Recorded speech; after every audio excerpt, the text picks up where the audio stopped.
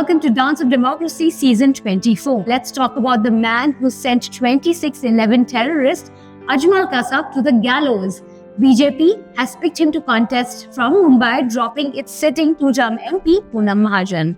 For most of his legal career, it didn't matter who was in power in Maharashtra. He was always the first choice of the state to prosecute high-profile cases. Whether it was terror cases like the 2611 Mumbai terror attacks, the 1993 Mumbai serial blasts case, or the Mumbai twin blasts case. That was also the case with high-profile criminal trials like the Pramod Mahajan case, the Gulshan Kumar murder case, the Shakti Mills gang rape case, and the Ahmednagar gang rape and murder case. Ujjwal Nikam was already a well-known public prosecutor before he took up the 2611 trial. But Ajmal Kasab's trial made him a household name across the country too. He wants to take that image of fighting for justice and national security from the courtroom to Janta Ki Adalat as he makes the transition from lawyer to neta, and he's taking those first steps with the BJP. I was really inspired by Modi government for two reasons. First reason is that BJP has given a strong signal throughout the world that the security of our nation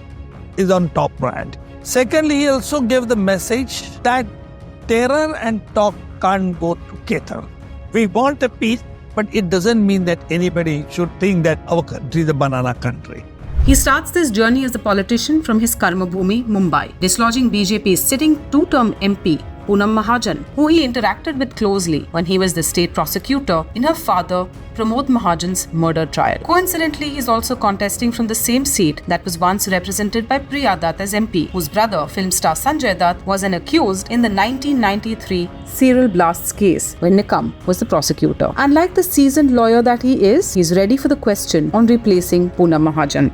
It's not a question of replaced by me. It's a question of the decision of the political parties. So I have good relation with Poonam Mahajan. She's a very fine, good lady because in the father case I had an acquaintance with her and we had a lot interaction with her. But in democracy, see, nobody is being indispensable, no? So ultimately it is a democracy. His most prominent controversy came out of court when he admitted at a global conference in 2015 that he had fabricated the story of Ajmal Kasab demanding biryani in jail and getting it. So does he regret lying about it now? Where is the question of regretness?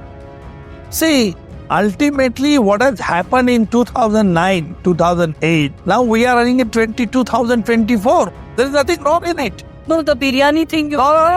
Question of the biryani and all these questions, I have explained very satisfactorily. Wasn't fair to him. It was never fair. Congress is facing internal rifts and infighting. Nikam's candidature is portrayed as Mumbai's warrior, aligned to BJP's nation-first narrative. The 2611 trial is what shot him into the international spotlight. National security is very much a part of this campaign now, where he hopes to get the public support of the lawmaker he dislodged in the race to the ticket. Following his Rath Yatra, BJP leader LK Advani was at the peak of his popularity.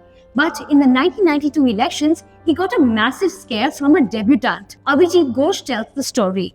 He gave Advani the fright of his life because LK Advani at that point of time, he was gloating on a high following the huge success of the Yatra. But, he barely managed to defeat Rajesh Khanna by the skin of his teeth. Say it was less than 2,000 votes. But Rajesh Khanna, the story had a happy ending for Rajesh Khanna because Advani had contested for 2 seats, the other seat being from Gandhinagar, and he quit the seat. And now Rajesh Khanna was pitted against Shatrughan Sinha and another film star, and Rajesh Khanna managed to defeat him by about 28,000 votes. How many national parties do we have in India today? There are currently fewer national parties in India compared to the very first election. 14 national parties contested the Lok Sabha election in 1951, which is the highest for any parliamentary election held in India so far. The number dropped to 4 in the next election and never crossed double digits since the very first one.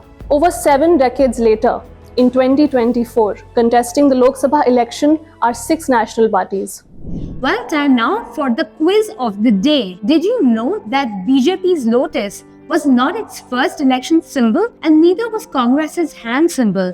Can you tell us which were the election symbols for BJP and Congress before the lotus and the hand? The election story of India is incomplete without the Times of India. Every morning, 51 editions. Not only provide most extensive coverage of elections, but also discover an India that's unseen, unknown.